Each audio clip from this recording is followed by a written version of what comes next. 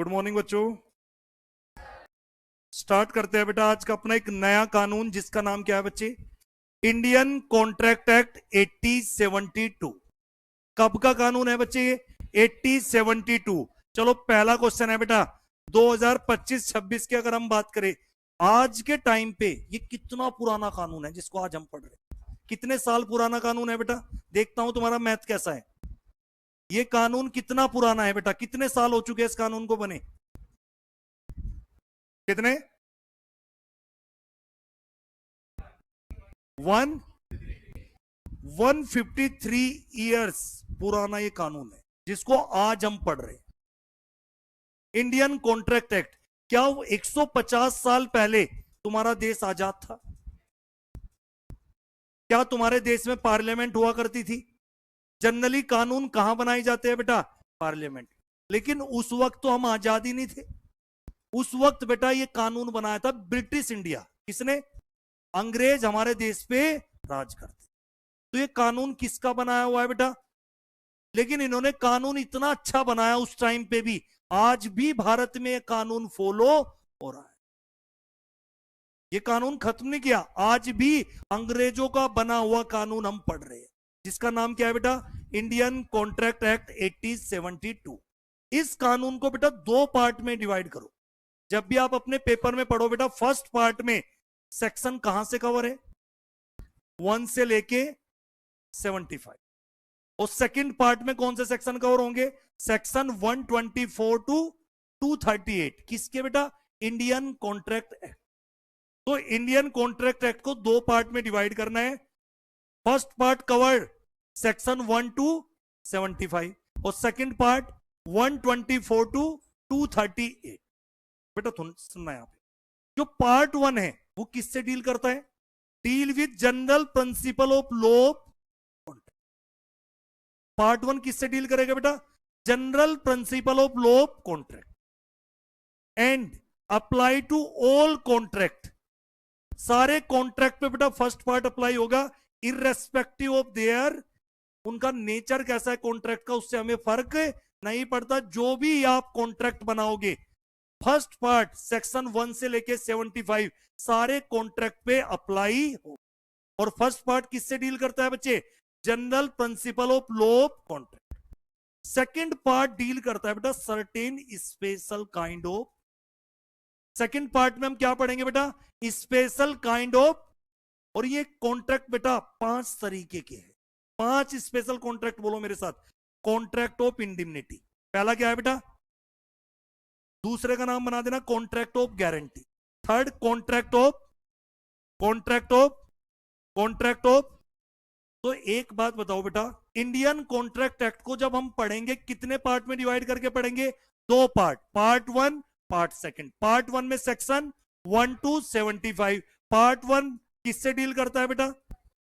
Deal with general principle of law. और ये apply किस पे होता है बेटा? पार्ट 1 सारे कॉन्ट्रैक्ट पे, चाहे उनका नेचर कॉन्ट्रैक्ट का कैसा भी हो।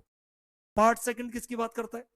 सेक्शन कौन से कवर होंगे? 124 to deal with certain special kind of. और बताना मुझे स्पेशल कॉन्ट्रैक्ट कितने हैं बेटा? 5। Contract of indemnity, contract of guarantee, contract of bailment, contract of pledge, contract of agent. Clear बच्चा? अब कुछ बच्चे मुझे पता क्या बोलेंगे, सर 75 से बीच के सेक्शन कहां गायब हो गए? भैया पार्ट 1 में 1 से 75 और पार्ट 2 सीधा किधर चला गया? तो ये 76 से लेके 123 सेक्शन किधर गायब हो गए सर? बेटा दो कानून इंडियन कॉन्ट्रैक्ट एक्ट के, दो बच्चे। कितने बच्चे? जो बड़े होने के बाद पापा से अलग हो गए। कभी वो कॉन्ट्रैक्ट किसका पार्ट हुआ करते थे? इंडियन कॉन्ट्रैक्ट एक्ट का। लेकिन दो ऐसे कानून हैं जो बड़े होने के बाद पापा से अलग हो गए। वो कौन से दो कानून हैं? सेल ऑफ गुड्स एक्ट, जो आपका बेटा अगला एक्ट पढ़ाऊंगा मैं आपको, 1930। और सेकंड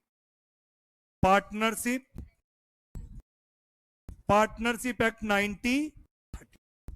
तो क्या कहना चाहता हूं मैं, ये जो कॉन्ट्रैक्ट ऑफ सेल होता था जिसपे आज कौन सा कानून लगता है बेटा? जब भी हम कोई गुड्स सेल और परचेज करते हैं, जब भी हम कोई गुड्स सेल और परचेज करते हैं बच्चे, कौन सा कानून लगता है उस पे? प्यार से इसको बोलते हैं सोगा। क्या बोलते हैं? सोगा की full form sales of good act. अगर आपने कोई गुड्स सेल और परचेज किया, उसका कोई कॉन्ट्रैक्ट किया, तो उसमें क्या लगता है? सोगा। एक बेटा कानून और भी होता है, टोपा। सोगा पे तो नहीं हंसे बेटा, अरे टोपा सही में कानून है। गुड्स मूवेबल होते हैं, इमूवेबल। अगर कोई इमूवेबल प्रॉपर्टी ट्रांसफर कर रहे हो, उस पर सोगा नहीं लगता। टोपा, टोपा है क्या sir? Transfer of property act. अब बोलो मैंने कुछ सोगा बोला तो कोई नहीं हंसा, टोपा पे क्यों हंसे? Transfer of property. तो बात समझ में आई? पार्टनरशिप एक्ट भी बेटा, ये भी कभी किसका पार्ट हुआ करता था? Indian contract act. तो हमारे दो ऐसे कानून हैं जो मैं आपको सीए फाउंडेशन में पढ़ाता हूं, एक तो सेल्स ऑफ गुड एक्ट 1930 और इंडियन पार्टनरशिप एक्ट 1932। कभी ये किसका पार्ट हुआ करता था और ये सेक्शन किससे डील किया करते थे? कभी सेल्स ऑफ गुड एक्ट से। समझ आया नहीं? लेकिन जब ये बच्चे बड़े हो गए बेटा, पापा ने इनको अलग कर दिया और इनके क्या बन गए बेटा? सेपरेट कानून बन गए। अगर आज के टाइम पे आप कोई गुड सेल और परचेज करते हो, उससे रिलेटेड कॉन्ट्रैक्ट बनाते हो, तो उसमें कौन सा कानून लगेगा? सोगा, सेल्स ऑफ गुड एक्ट 1930। और पार्टनरशिप भी तो किससे क्रिएट होती है? एग्रीमेंट। तो वो भी तो एक कॉन्ट्रैक्ट ही है बेटा। पार्टनरशिप भी क्या है? एक। तो पहले 1932 से पहले बच्चे, क्या भारत में पार्टनरशिप नहीं होती थी? पार्टनरशिप के प्रोविजन थे, पर किससे गवर्न होते थे? Indian contract act. बाद में बेटा 1932 में पार्टनरशिप को लेके एक अलग ही कानून बनाया। यहां तक बताओ समझ में आया नहीं? जिसको जो पूछना है बेटा तुरंत पूछो, बाद में इतना लेट हो जाएगा, चैप्टर ना कहां जाएगा बेटा।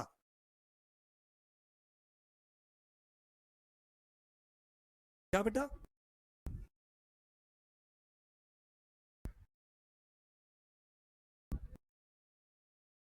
मतलब दोबारा बताओ।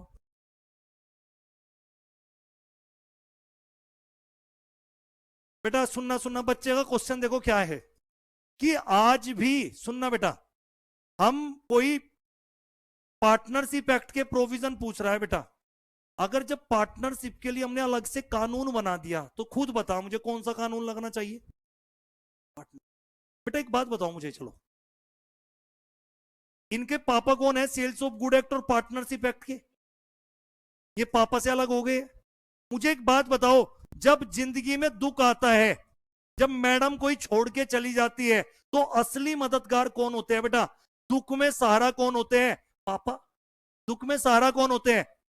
आज भी अगर आप सेल्स ऑफ गुड एक्ट पढ़ रहे हो और किसी प्रोविजन को पढ़ते समय कोई प्रोविजन क्लियर नहीं है, आज भी आप किसकी मदद ले सकते हो? Indian contract act. लेकिन अगर सेल्स ऑफ गुड एक्ट में कोई प्रोविजन क्लियर दे रखा है, तो फिर किसको हिसाब से चलना है आपको?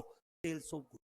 अगर बेटा आप सेल्स ऑफ गुड एक्ट पढ़ते समय आपको कोई दिक्कतें आ रही है, आज भी आप किस कानून की मदद ले सकते हो? Indian contract act. जब दुख होता है बेटा, तो मां बाप के पास ही जाते हैं। तो सेल्स ऑफ गुड एक्ट और पार्टनरशिप एक्ट का पापा कौन है? Indian contract. लेकिन एक क्वेश्चन है मेरा, आया बताइए, कोई ऐसा प्रोविजन लिखा है जो इंडियन कॉन्ट्रैक्ट एक्ट में भी लिखा है और सेल्स ऑफ गुड एक्ट में भी, तो फिर हम किसकी बात माने? Sales of good act. Sales of good act कहेगा पापा क्या बदतमीजी है, मुझे अलग कर दिया, पावर तो मेरी कुछ है ही नहीं। अगर सेल्स ऑफ गुड एक्ट में भी कोई प्रोविजन है और इंडियन कॉन्ट्रैक्ट एक्ट में भी, तो फिर किसकी बात मानो? क्योंकि सेल्स ऑफ गुड एक्ट उसी के लिए स्पेसिफिक बनाया गया। लेकिन अगर सेल्स ऑफ गुड एक्ट पढ़ते समय कोई प्रोविजन मिसिंग है और आपको कोई कंफ्यूजन क्रिएट हो रही है, आज भी आप कौन से कानून की मदद ले सकते हो? Indian contract act.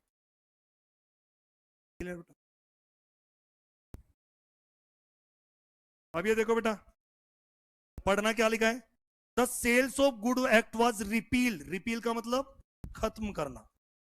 बेटा sales of good act was repeal from Indian contract act बेटा 90। तो एक सेपरेट एक्ट बनाया गया बेटा, sales of good act 1930 pass. यानी सेल्स ऑफ गुड एक्ट क्या हो चुका है बेटा, इंडियन कॉन्ट्रैक्ट एक्ट से क्या कर दिया गया बेटा, उसको हटा दिया गया है और एक सेपरेट एक्ट बनाया गया। Contract relating to were repeal in partnership act 1932। तो बेटा मुझे जल्दी से बताओ, सेल्स ऑफ गुड एक्ट कौन सा है? क्या सेल्स ऑफ गुड एक्ट भी एक कॉन्ट्रैक्ट ही है? लेकिन उसमें कौन से कॉन्ट्रैक्ट होंगे? गुड्स को सेल और परचेज के जो कॉन्ट्रैक्ट होते हैं वो किससे गवर्न होते हैं? Sales of good act, short में क्या बोल सकते हैं, सोगा 1930। क्या पार्टनरशिप भी एक कॉन्ट्रैक्ट है? लेकिन पार्टनरशिप किससे गवर्न होता है आज के टाइम पे? लेकिन पहले किसका पार्ट हुआ करते थे? इंडियन कॉन्ट्रैक्ट है। अब बेटा किसी भी कानून में सेक्शन 1, मैं आपको बेटा सीए फाउंडेशन में अलग अलग कानून पढ़ाऊंगा, जैसे Indian contract act, sales of good act, partnership act, companies act, LLP act, negotiable instrument act, कोई भी एक्ट होता है उसका सेक्शन 1 हमें क्या बताता है? Applicability of this act means Indian contract act 1872। ये जो हमारा इंडियन कॉन्ट्रैक्ट एक्ट है इसकी एप्लीकेबिलिटी कहां पे है बेटा? ऑल ऑफ, यानी भारत में आप कोई भी कॉन्ट्रैक्ट बनाओगे उस पर कौन सा कानून लगेगा बेटा? Indian contract act 1872। तो इंडियन कॉन्ट्रैक्ट एक्ट की एप्लीकेबिलिटी कहां पे है बेटा? All India. बेटा दो डेट होती है, इनेक्टमेंट डेट। ये जो इंडियन कॉन्ट्रैक्ट एक्ट था ये कब बना? 25 अप्रैल को 1872। कुछ गलत है क्या? स्पेलिंग बताओ क्या है? ए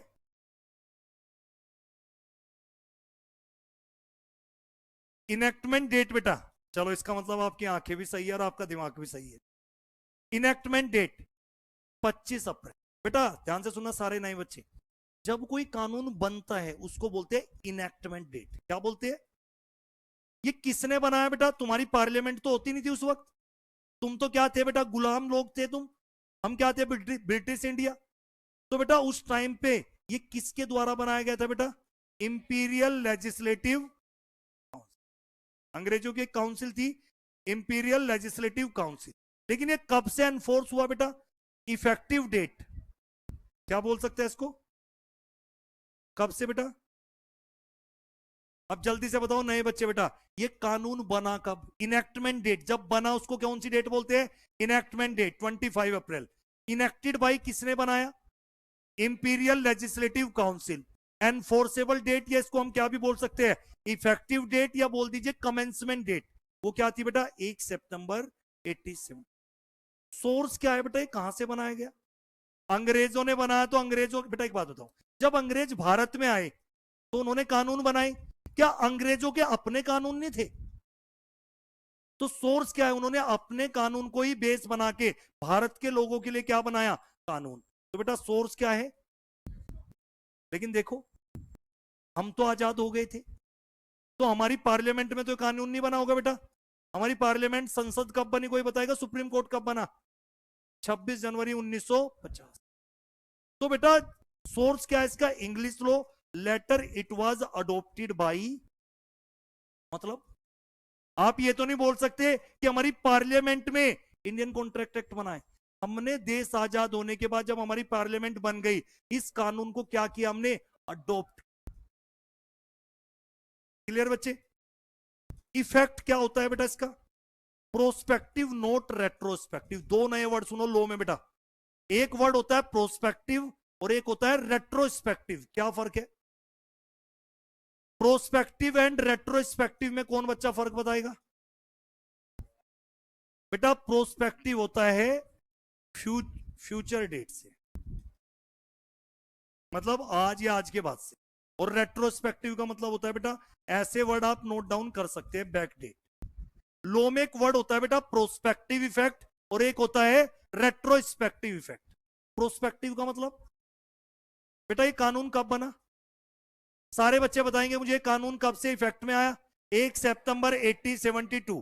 क्या 1 सितंबर से पहले कॉन्ट्रैक्ट नहीं बनते होंगे? बनते हैं, लेकिन ये कब से इफेक्टिव होगा? जो भी कॉन्ट्रैक्ट 1 सितंबर 1872 के बाद बने उस कॉन्ट्रैक्ट पे कौन सा कानून लगेगा? इंडियन कॉन्ट्रैक्ट एक्ट, क्योंकि इसका इफेक्ट क्या हुआ है? Prospective effect. एक इफेक्ट क्या भी होता है बेटा, आप चाहो तो किसी कानून का बैक डेट से भी क्या लगा सकते हो, इफेक्ट। कानून तो आज से बना, लेकिन इफेक्टिव कब से कर रहे हैं, 10 साल पहले से। लेकिन इसका इफेक्ट क्या हुआ बेटा, prospective note, it means contract formed before will not be covered under. तो मुझे जल्दी बताओ बेटा, इंडियन कॉन्ट्रैक्ट एक्ट का इफेक्ट प्रोस्पेक्टिव था या रेट्रोस्पेक्टिव? जिस दिन ये एक्ट बना उसके बाद जो कॉन्ट्रैक्ट एंटर हुए, जो कॉन्ट्रैक्ट बने, उन पे कौन सा कानून लगेगा, इंडियन कॉन्ट्रैक्ट एक्ट। तो ये वर्ड क्लियर है बेटा, प्रोस्पेक्टिव और रेट्रोस्पेक्टिव। प्रोस्पेक्टिव का मतलब फ्यूचर डेट से, और रेट्रोस्पेक्टिव का मतलब बैक डेट से। तो इंडियन कॉन्ट्रैक्ट एक्ट का इफेक्ट प्रोस्पेक्टिव है या रेट्रोस्पेक्टिव? हाँ बेटा, the law related to contract is, बेटा भारत में आप अगर कोई कॉन्ट्रैक्ट बनाओगे तो किससे गवर्न होगा, इंडियन कॉन्ट्रैक्ट एक्ट 1872। सुनना मेरी बात, मैं आज एक कानून स्टार्ट कर रहा हूं जिसका नाम क्या है। आपको यह नहीं समझना चाहिए कि जब अंग्रेजों ने भारत में कानून बनाया इंडियन कॉन्ट्रैक्ट एक्ट, तो कुछ भारत में प्रॉब्लम हो रही होगी। कानून कब बनते हैं, जब समाज में कोई इशू हो। भैया कोई कानून कब बनता है, जब समाज में कोई। तो अंग्रेजों को ये कानून बनाने की जरूरत क्यों पड़ी, ये भी तो सोचो। तभी तो बेटा आप 150 साल पुराना कानून पढ़ रहे हो। अगर आप उस सराउंडिंग सर्कमस्टांसेस को नहीं समझोगे, आप हिस्ट्री को नहीं समझोगे, आप इस कानून को कभी समझ ही नहीं सकते। आप 150 साल के बाद ये कानून पढ़ रहे हो, तो आप ना मेरे से उल्टे सीधे क्वेश्चन पूछोगे। और अगर आप चाहते हो कि सही इंडियन कॉन्ट्रैक्ट एक्ट समझ में आए, तो आप ये सोच के पढ़ना कि 1872 में सराउंडिंग सर्कमस्टांसेस सोसाइटी के क्या रहे होंगे। जो बच्चा मुझे 2025 के सिनेरियो से पूछेगा तो उसे तो हमेशा कंफ्यूजिंग ही लगेगा। आज के टाइम पे यहां पे हमेशा क्या आएगा, नोटिस भेजे जाते थे। 150 साल पहले बेटा नोटिस कैसे जाते होंगे, क्या क्या चीजें होती होंगी, क्या उनको दिमाग में रख के पढ़ना चाहिए? नहीं। जो बच्चा 2026 के सिनेरियो से इंडियन कॉन्ट्रैक्ट एक्ट को सोचेगा, वो कभी इंडियन कॉन्ट्रैक्ट एक्ट समझ ही नहीं पाएगा। आपको कितने साल पीछे जाना पड़ेगा, यानी किसी कानून को समझने के लिए उस वक्त सोसाइटी के सर्कमस्टांसेस क्या थे, हालात क्या थे। जब तक आप वो नहीं समझोगे, इस कानून को कैसे समझ लोगे? बहुत सारे बच्चों को इसलिए नहीं समझ में आता, वो 2026 के सिनेरियो से इसको पढ़ रहा है। क्या बेटा? नहीं बोला कुछ। चलो बेटा, basic objective of Indian contract act. सारे बच्चे समझो बेसिक ऑब्जेक्टिव क्या था, इस कानून को बनाने का अंग्रेजों का मकसद क्या था। बेटा कोई बताएगा अंग्रेजों ने कानून क्यों बनाया? भारत के लोगों के लिए बनाया कानून? भैया अंग्रेजों के, भारत के लोगों के लिए नहीं बना। अरे भारत में ही तो अंग्रेज राज करने आए थे। बताओ, चलो सोच के बताओ, अपनी कॉमन सेंस लगाओ, कहीं लिखा नहीं होता है किताब में। क्या भारत में वादा खिलाफी हो रही होगी या नहीं? लोग वादा करते होंगे और वादा करके मुकर जाते होंगे, और जिसके साथ गलत हुआ है उसको कुछ रेमेडीज मिलनी चाहिए थी, नहीं अनुभव? बेटा यहां पे क्या हो रहा होगा, यानी देश की हालत क्या थी। मैंने बेटा एक वादा किया, आर्यन को वादा किया कि हम तेरी शादी में बैंड लेके आएंगे। एक दिन पहले कह रहा है बेटा, जिस दिन हम आने वाले थे, कि इतनी बड़ी पेंसिल, कॉन्ट्रैक्ट कैंसिल। हमें क्या बोल रहा है बेटा, इतनी बड़ी पेंसिल, कॉन्ट्रैक्ट। बेटा आर्यन का तो क्या गया बेटा, हमने तो इतनी सारी बुकिंग ली नहीं उस दिन की। तो मुझे बताओ गलत किसके साथ हुआ है, आर्यन के या अरुण बैंड के साथ? अरुण बैंड का बेटा आर्यन के साथ कॉन्ट्रैक्ट था, हम तेरी शादी में बैंड बजाने आएंगे, और इसने 200 रुपए भी हमें दिए थे। एडवांस टोकन तो कुछ मिला होगा। अब मुझे एक बात बताओ, क्या दो पार्टी के बीच में कॉन्ट्रैक्ट हुआ था या नहीं? तो पहले तो मुझे सारे बच्चे बताओ, कम से कम दो पार्टीज होनी जरूरी है नहीं? वो दो इंडिविजुअल भी हो सकते हैं और दो कंपनी भी हो सकते, दो ऑर्गेनाइजेशन भी हो सकते। तो कॉन्ट्रैक्ट हमेशा कम से कम कितनी पार्टीज के बीच में होगा? दो। अब बेटा एक बात बताओ, गलत किसके साथ हुआ? जिसके साथ लॉ में गलत होता है, कहीं लिख लेना बेटा न्यू स्टूडेंट, उसको बोलते हैं एग्रीव्ड पार्टी। क्या बोलते हैं उसको? Aggrieved party. कॉन्ट्रैक्ट में हमेशा कौन होगा? जिसके साथ गलत हुआ है। गलत ऐसा भी हो सकता था आर्यन के साथ हो जाता, आर्यन ने एडवांस दिया था और ये बैंड की वेट कर रहा है, अरुण बैंड आया ही नहीं, तो एग्रीव्ड पार्टी कौन हो गया? आर्यन। तो बेटा एग्रीव्ड पार्टी बायर भी हो सकती है, सेलर भी हो सकता है, वो हमें सरकमस्टांसिस, सिचुएशन देख के पता चलेगा एग्रीव्ड पार्टी कौन है। और एग्रीव्ड पार्टी का मतलब लॉ में क्या होता है? ना छेड़ो हमें, हम सताए हुए। एग्रीव्ड पार्टी वर्ड याद रखना है, ना छेड़ो हमें, तो सताया हुआ या तो आर्यन है या मैं हूं, तो कोई तो एक एग्रीव्ड पार्टी होगी। तो जल्दी से बताओ बेटा, अंग्रेजों ने ये जो बेसिक ऑब्जेक्टिव था इंडियन कॉन्ट्रैक्ट एक्ट का, पीछे बताओ, सोच के बताना बेटा, कानून कौन बना रहे थे? तो अंग्रेज इतने बढ़िया थे बेटा, वो तुम्हारे फायदे के लिए कानून बना रहे होंगे अपने। जब अंग्रेज आए थे तो यहां बिजनेस करने के लिए आए थे, और ईस्ट इंडिया कंपनी आपने सुना होगा, लेकिन उन्होंने देखा यहां तो मूर्ख लोग रहते हैं, कोई कास्ट में फंसा हुआ है, कोई यहां इतने इशू है, कह रहा इन गरीबों पे तो राज किया जा सकता है। मुट्ठी भर अंग्रेजों ने इतने सालों तक हम पे राज किया क्योंकि हम मूर्ख आदमी थे। मुझे इसे कहने में कोई आपत्ति, तो उन अंग्रेजों ने जब कानून बनाया, तुमसे सामान खरीदते होंगे या नहीं, और उन्होंने ऐसा कानून बनाया, ऐसे ही खरीद लेते होंगे, तुम्हें तो कुछ पता नहीं था। इंडिया कैसा था बेटा 150 साल पहले, सोच के देखो। तो तुम्हारे साथ कॉन्ट्रैक्ट कर लेते होंगे, अपने फेवर के कॉन्ट्रैक्ट बनाए होंगे, कल को तुम मना करोगे वादा करके तो तुम्हारा मोर बना देंगे। समझ पा रहे हो या नहीं? क्योंकि तुमने कॉन्ट्रैक्ट तोड़ दिया, जेल भेज सकते हैं आपको, क्योंकि उनको तो आपके साथ क्या करना था? बिजनेस करना था। तो बेटा ध्यान से सुनो, basic objective Indian contract act का पढ़ो पहले सारे बच्चे। ये क्या इंश्योर करता है कॉन्ट्रैक्ट बेटा?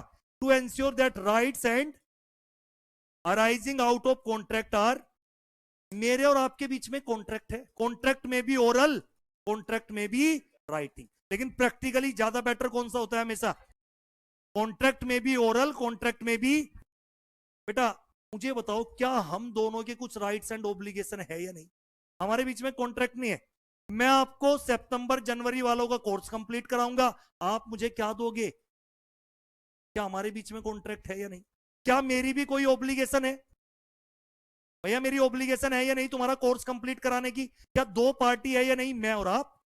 तो मुझे बताओ, इंडियन कॉन्ट्रैक्ट क्या इंश्योर करता है? राइट्स एंड, किसके rights obligation? Arising out of contract are, आप और मेरे बीच में जो कॉन्ट्रैक्ट बना है, उस कॉन्ट्रैक्ट से कुछ मेरी ऑब्लिगेशन है और कुछ क्या है? मेरे राइट्स है। उन्हें क्या करना आता है बेटा इंडियन कॉन्ट्रैक्ट एक्ट? फुलफिल करा। ऐसे तो बेटा मैं किसी को कॉन्ट्रैक्ट करके बोल दूंगा मैं तो नहीं लेके आ रहा हूं सामान, तो हमें कौन से कानून से रेमेडी मिलेगी जहां पे आप किसी को बोल सकते हो कि आपको ये कॉन्ट्रैक्ट पूरा करना पड़ेगा? आप कोर्ट में जा सकते हो या नहीं? तो बेटा उसके लिए क्या बनाया गया? Indian contract act. हाँ बेटा, क्या इंश्योर करता है Indian contract act? Rights and, किसी भी कॉन्ट्रैक्ट के अंदर दोनों पार्टी के कुछ राइट्स और ऑब्लिगेशन होते हैं जो कॉन्ट्रैक्ट से राइज होते हैं, उनको क्या करना है आपको? Legal remedies are made available to an, जिसके साथ गलत हुआ है भैया उसके पास कोई रेमेडी नहीं होती थी। ऐसे तो हर आदमी वादा करके वादा खिलाफी करेगा। इस कानून का पर्पज है जो वादा किया है निभाना। ये कानून का मेन पर्पज क्या है बेटा? जो वादा किया है निभाना पड़ेगा। तो लीगल रेमेडी, अगर किसी ने वादा खिलाफी की, कॉन्ट्रैक्ट तोड़ा बेटा, तो एग्रीव्ड पार्टी के पास क्या है? लीगल रेमेडी अवेलेबल है बेटा against party failing to fulfil is part of. दो पार्टी के बीच में एग्रीमेंट हुआ, एक पार्टी ने अपनी ऑब्लिगेशन पूरा नहीं की, तो दूसरी पार्टी क्या हो गई? Aggrieved party. उसको क्या लीगल रेमेडी है? वो कोर्ट में जाके उस ऑब्लिगेशन को पूरा करा सकते, और अगर कोई नहीं पूरा करेगा तो कोर्ट से क्या मांग सकती है? डैमेजेस और कंपनसेशन। बेटा कहीं पे लिख लेना, ये जो हमारा कॉन्ट्रैक्ट होते हैं ना, जितने भी कॉन्ट्रैक्ट बनते हैं बेटा, ये सिविल लॉ है। जितने भी बेटा कॉन्ट्रैक्ट बनते हैं कौन से होते हैं? क्रिमिनल लॉ या सिविल लॉ? क्रिमिनल और सिविल में क्या बेटा, एक बात बताओ, मेरे और आपके बीच में कॉन्ट्रैक्ट हुआ है पढ़ाने का, ये क्रिमिनल लॉ हो जाएगा सिविल अगर मैं ना तुम्हें पढ़ाऊं? तो बेटा तुम मुझे जेल नहीं करा सकते, सिर्फ तुम मुझसे डैमेजेस और कंपनसेशन मांग सकते। कंपनसेशन में भी क्या? छाया कह रही कि एक तो मेरी फीस दो पूरी, बदरपुर से आने का मेरा जो खर्चा हुआ वो जो मेरा टाइम बर्बाद हुआ है उसके भी, तो फिर कोर्ट सारे फैक्टर को देखते हुए तुम्हें कुछ एक कंपनसेशन दे। लेकिन क्या मुझे कॉन्ट्रैक्ट एक्ट का ब्रीच करने में जेल हो सकती है बेटा? क्योंकि कॉन्ट्रैक्ट एक्ट हमारा क्या है जनरली? सिविल लॉ, और सिविल लॉ में मेन फोकस होता है क्या बेटा? Compensation rather than punishment. लेकिन अगर क्रिमिनल लॉ होता तो वहां पे आप पे इंप्रिजमेंट भी होगी और फाइन पेनल्टी भी इन। तो बेटा इंडियन कॉन्ट्रैक्ट एक्ट हमारा क्या है? सिविल। चलो बच्चे अब स्टार्ट करते हैं। वो पेपर में कुछ नहीं पूछने वाला, लेकिन अगर मैं ना बताता तो बस फिर कम हो सकता है मे भी तुम में से कोई टीचर बनना चाहे, तो टीचर बनने के लिए थोड़ा कि व्हाट इज कॉन्ट्रैक्ट पे आ जाएंगे। हिस्ट्री बैकग्राउंड होती है या नहीं कुछ, तो होनी चाहिए। चलो बेटा सारे बच्चे लिखो, सारे बच्चे लिखो व्हाट इज कॉन्ट्रैक्ट, फिर मैं आगे बढ़ूंगा।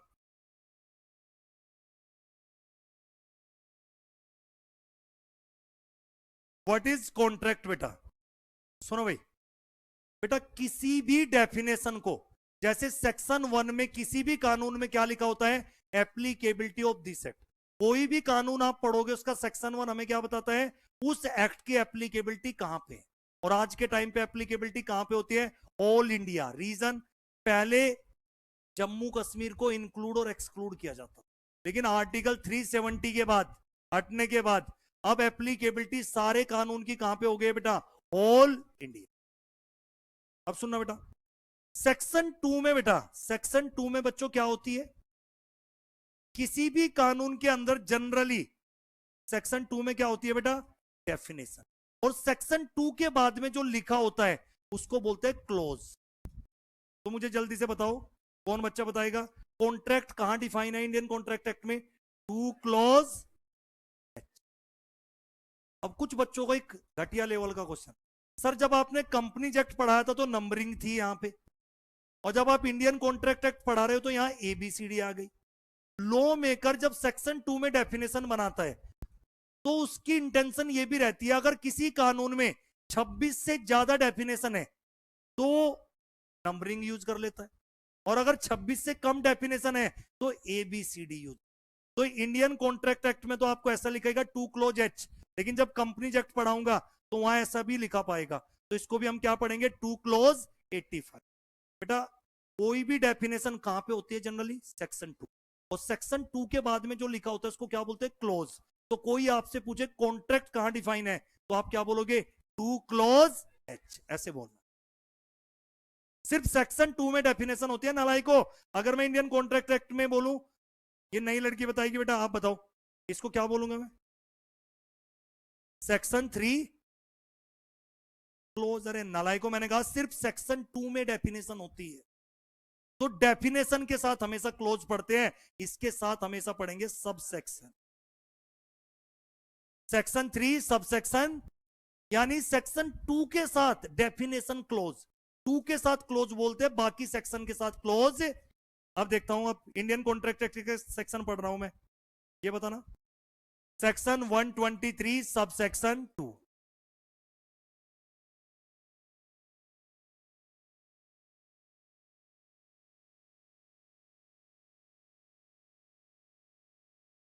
समझ गए नहीं?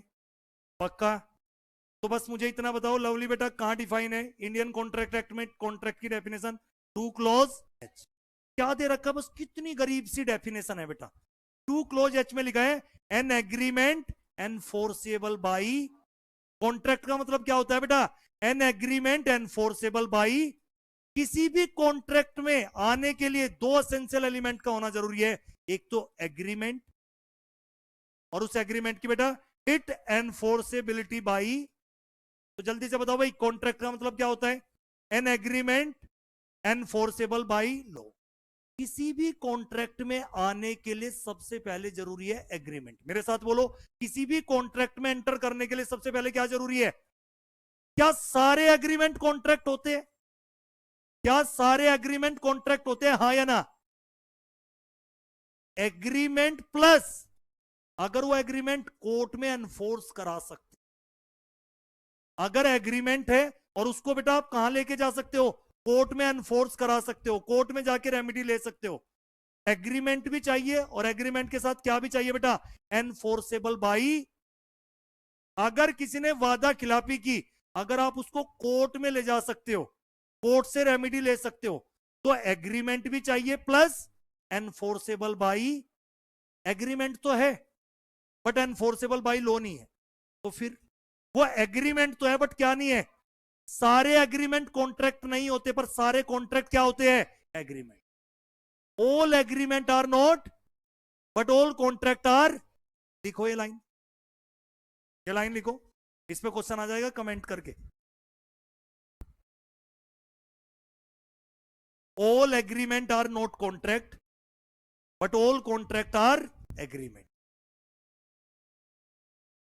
All agreement are not contract but all contract are agreement. तो भैया बच्चे, सारे बच्चे बताएंगे मुझे, किसी भी कॉन्ट्रैक्ट के लिए सबसे पहले क्या जरूरी है, एग्रीमेंट का होना। पहला स्टेप ही क्या है किसी कॉन्ट्रैक्ट में एंटर होने के लिए, एग्रीमेंट। और अगर वो एग्रीमेंट कोर्ट में आप एनफोर्स करा सकते हो, तो फिर वो क्या है बेटा, कॉन्ट्रैक्ट। अगर एग्रीमेंट तो है बट एनफोर्सेबल बाई लॉ नहीं है, तो वो एग्रीमेंट तो है बट कॉन्ट्रैक्ट। सुनना मेरी बात। अब अगला क्वेश्चन क्या आता है बेटा, यहां पे आप कहीं पे एक छोटा सा बेटा एक पॉइंट बनाओ,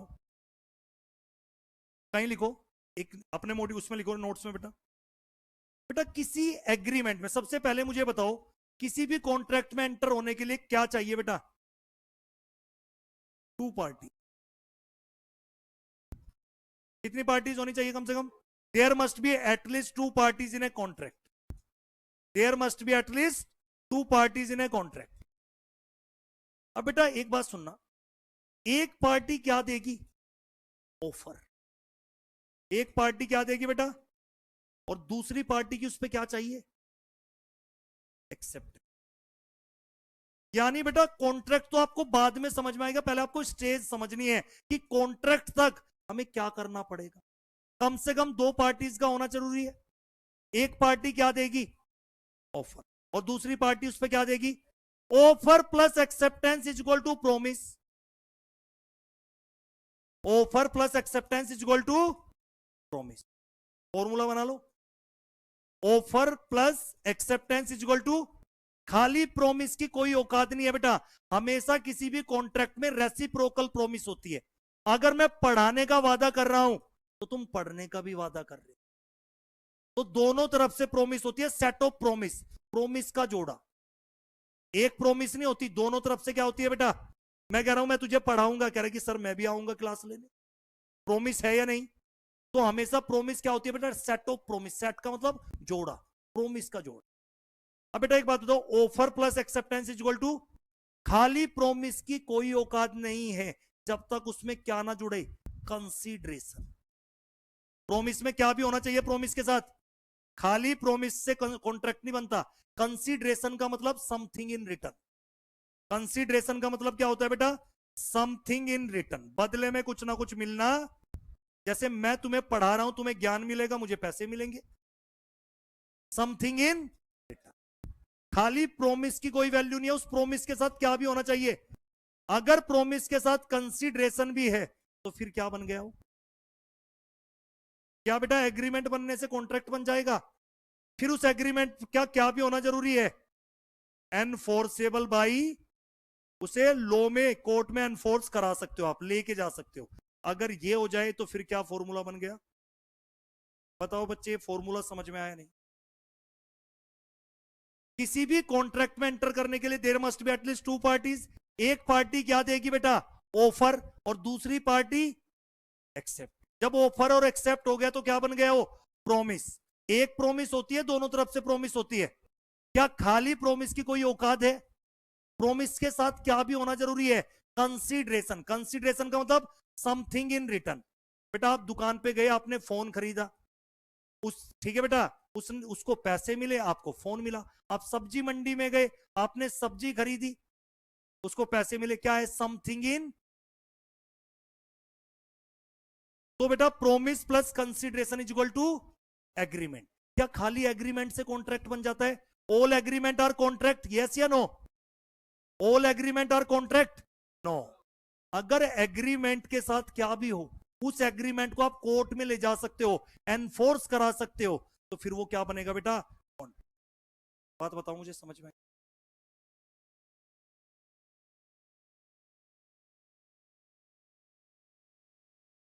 हाँ बेटा, मैंने यहां पे लिख दिया बेटा, offer plus acceptance is equal to promise plus consideration is equal to agreement. और एग्रीमेंट अगर क्या है बेटा? Enforceable by law. अभी सिर्फ मुझे बताओ बेटा, इसमें कोई दिक्कत? What is contract? बेटा सुनना मेरी बात, ये क्या है बेटा? एग्रीमेंट तो समझ में आता है बेटा, दोनों पार्टी के बीच में पहला स्टेप ही क्या है कॉन्ट्रैक्ट में एंटर होने के लिए? एग्रीमेंट। लेकिन क्या खाली एग्रीमेंट से कॉन्ट्रैक्ट बन जाएगा? नहीं। एनफोर्सेबिलिटी बाई लॉ का मतलब क्या है? An agreement to become a contract. कब एक एग्रीमेंट कॉन्ट्रैक्ट बनेगा बेटा? Must give rise to a legal obligation which means a duly enforceable by. अब बेटा सुनना मेरी बात, एक एग्जांपल देता हूं मैं, सारे बच्चे बताएंगे मुझे बेटा यहां क्या मिसिंग है। बेटा एग्रीमेंट ना, जो एग्रीमेंट होते हैं जो अभी हमने पढ़ा बेटा, एग्रीमेंट भी दो तरीके के पढ़ोगे आप। एक होते हैं बिजनेस एग्रीमेंट। कौन सा एग्रीमेंट बेटा? और एक होंगे बेटा सोशल और डोमेस्टिक एग्रीमेंट।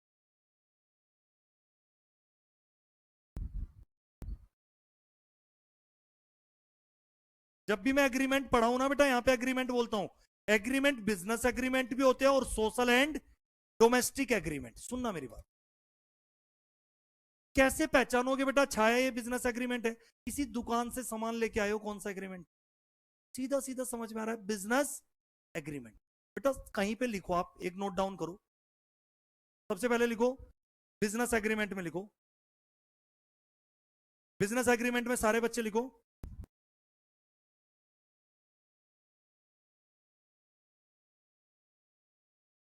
बिजनेस एग्रीमेंट के अंदर लिखो यूजुअली प्रिजम्पशन दैट,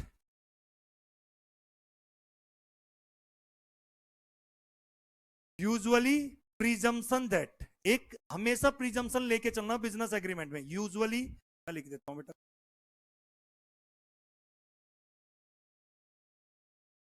एक सेकंड बेटा,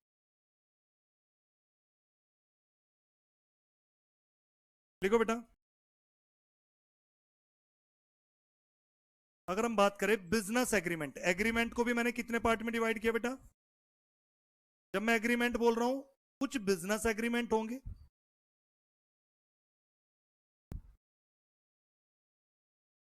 और एग्रीमेंट में भी क्या बेटा?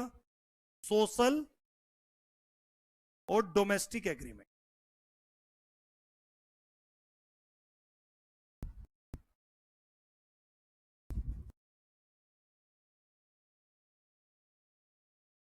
बिजनेस एग्रीमेंट और सोशल और डोमेस्टिक एग्रीमेंट। सुनना बेटा, बिजनेस एग्रीमेंट में लिखो आप, जो भी आपके बिजनेस एग्रीमेंट होंगे बेटा, लॉ में यूजुअली क्या प्रिज्यूम किया जाता है बेटा? यूजुअली प्रिजम्पशन दैट, कुछ हम प्रिज्यूम करेंगे।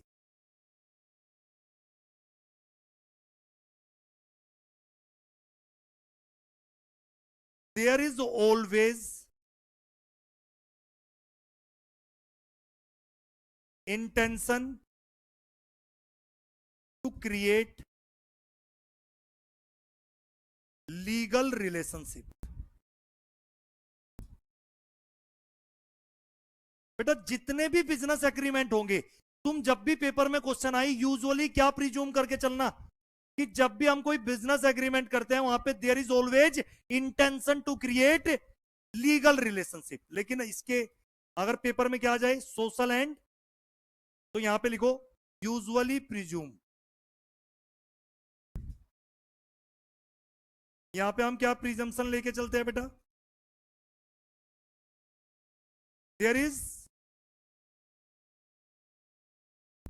No intention, there is no intention to create legal relationship या लीगल ऑब्लिगेशन।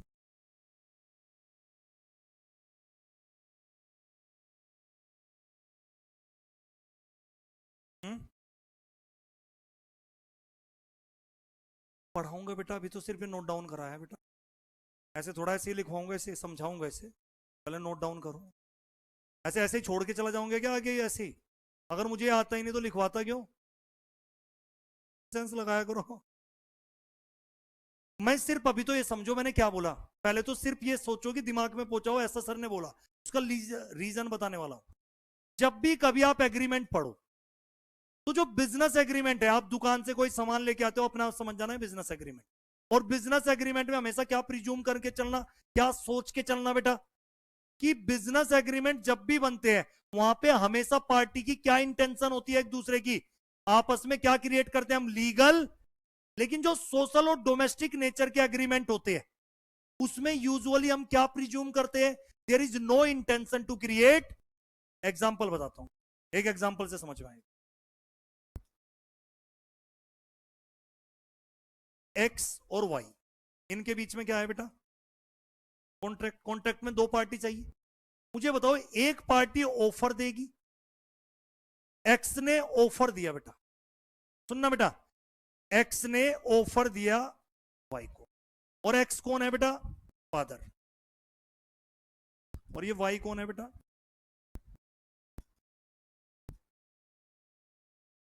ठीक है बेटा। अब ध्यान से सुनना है, फादर ने क्या बोला बेटा, कि बेटा अगर तुम सीए ना एक अटेम्प्ट में फाउंडेशन क्लियर कर लोगे, आपको मैं स्कूटी दिलाऊं, स्कूटी मिलेगी बेटा। पापा क्या कह रहे बेटी को, स्कूटी मिलेगी। क्या मुझे बताओ फादर ने ऑफर दिया है या नहीं? और तुम्हें एक और बात पता है, जो ऑफर देता है उसको पता क्या बोलते हैं बेटा, लो में एक वर्ड याद कर लो, ऑफरर, और बेटी कौन हो जाएगी, ऑफर। जो ऑफर देता है बेटा, एक पार्टी तो ऑफर देगी। तो बेटा यहां पे फादर ने क्या ऑफर दिया बेटा बेटी को, कि अगर आपने फाउंडेशन एक अटेम्प्ट में क्लियर किया तो आपको स्कूटी मिलेगी। इसने कहा पापा बिल्कुल बिल्कुल, मैं क्यों नहीं करूंगी, मैं तो अरुण सर से पढ़ रही हूं। तो बेटी ने क्या दे दी, अपनी एक्सेप्टेंस। और ये किसने बोला कि कॉन्ट्रैक्ट ओरल भी हो सकते हैं, और बेटर कौन सा रहता है, लेकिन अब पापा के साथ बेटा रिटर्न एग्रीमेंट। पापा ने बोल दिया बेटा, लड़की पढ़ती नहीं थी, स्कूटी के चक्कर में पढ़ने लगी मन लगा के बेटा, और फिर बेटा लड़की पास हो गई, बेटी पास हो गई। पापा से बोला, पापा पापा पापा मुझे चाहिए स्कूटी। कह रही कि कौन सी स्कूटी? कह रही कि अरुण सर ने तुम्हें इतना नहीं बताया, ये कौन से नेचर का एग्रीमेंट है, डोमेस्टिक और सोशल नेचर का। क्या डोमेस्टिक नेचर के एग्रीमेंट में intention to create legal relationship होती है?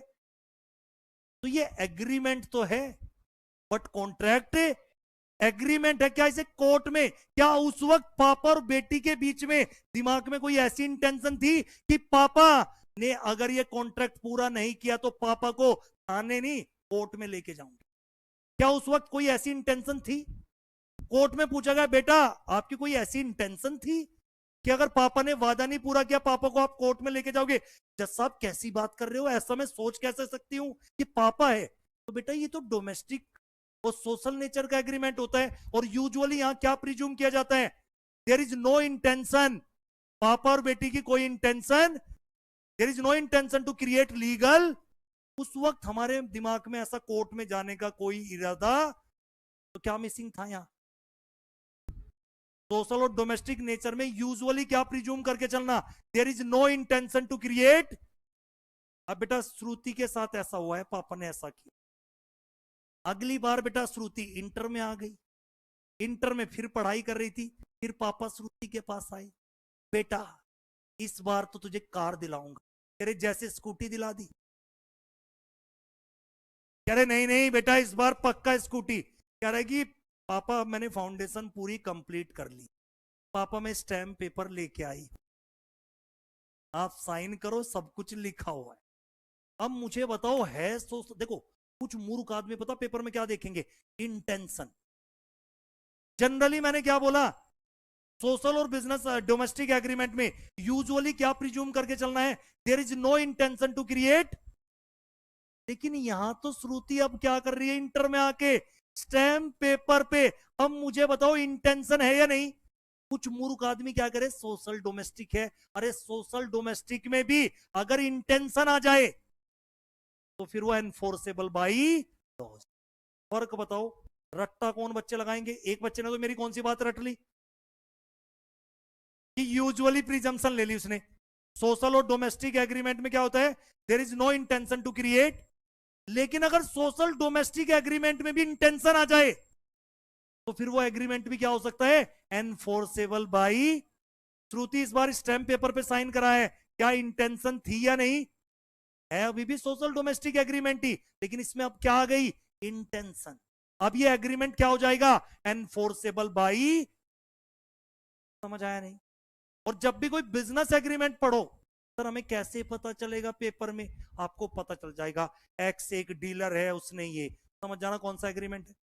बिजनेस एग्रीमेंट में हमेशा क्या प्रिज्यूम करके चलना, बिजनेस एग्रीमेंट में हमेशा क्या प्रिज्यूम करना है, there is always intention to create legal relation. अब देखो एक क्वेश्चन पूछता हूं, कौन बच्चा बताएगा? ये बेटा एक्स लिमिटेड एक पब्लिक कंपनी है, प्राइवेट कंपनी होती तो एक्स प्राइवेट लिमिटेड लिखती। एक्स लिमिटेड और वाई लिमिटेड के बीच में एग्रीमेंट बना है। पहले तो मुझे बताओ, ये एग्रीमेंट क्या पहचान रहे हो तुम? ये सोशल डोमेस्टिक है, बिजनेस? मैंने तो कुछ बताया नहीं, अपने आप समझ गए ना। अपनी दो कंपनी एग्रीमेंट कर रही है, तो कौन सा एग्रीमेंट है, बिजनेस। समझ आया नहीं? एग्रीमेंट कौन सा है, बिजनेस एग्रीमेंट। अब सुनना बेटा, बिजनेस एग्रीमेंट में हमेशा क्या इंटेंशन होती है, there is always intention to create legal. लेकिन सुनना, एक्स वाई ने एग्रीमेंट में पता क्या लिखा है, अगर हमारे बीच में कोई डिस्प्यूट हो गया तो हम कोर्ट में नहीं जाएंगे। अगर हमारे बीच में कोई डिस्प्यूट हो गया, हम कोर्ट में, या एक्स ने क्या बोला है वाई को कि एग्रीमेंट में इसने साइन किया है कि हम कोर्ट में। अब है तो बिजनेस एग्रीमेंट, लेकिन इंटेंशन थी क्या?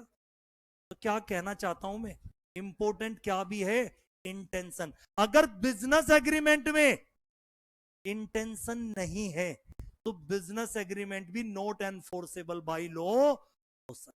लेकिन जब तक कुछ ना लिखा हो क्वेश्चन में, जनरली प्रिजम्पशन क्या लेके चलोगे, जो भी सोशल और डोमेस्टिक नेचर के एग्रीमेंट होते हैं, there is always intention to create legal.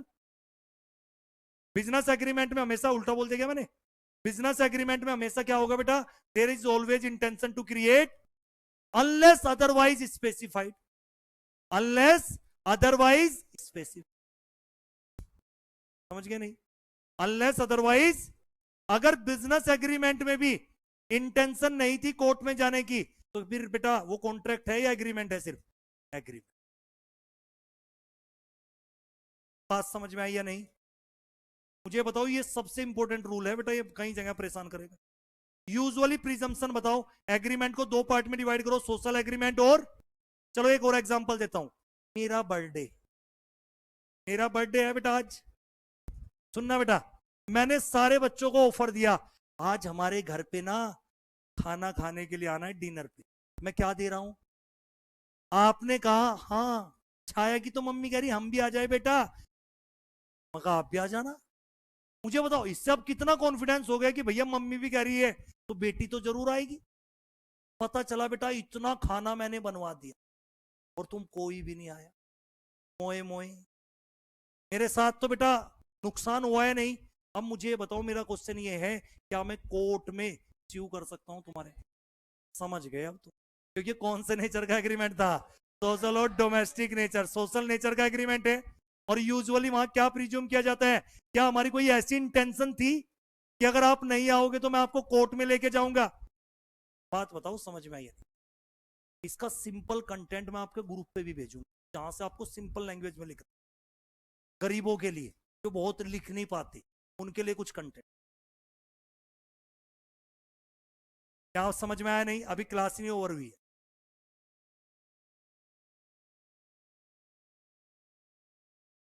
किसी की क्लास नहीं, मेरी क्लास है, टेंशन मत।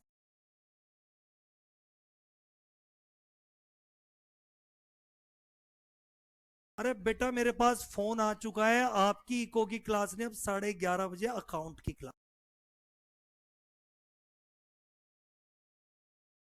आ जाओ। अरे 15, अरे सुनो सुनो, इतना सफिशिएंट है, आज समझ में आया नहीं?